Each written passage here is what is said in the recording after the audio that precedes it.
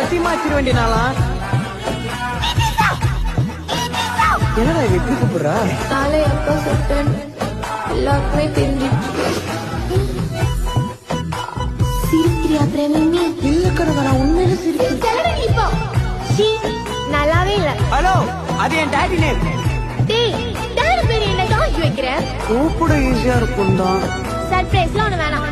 எதுவா இருந்தாலும் நீ என்கிட்ட சொல்லு. புரியுதா?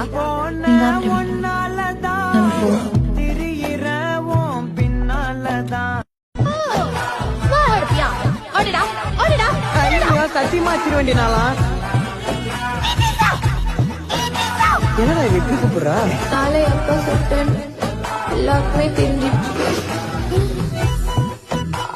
சிரிக்கிறியா பிரேமி? இல்ல கனகா, உண்மையில சிரிக்கிறேன்.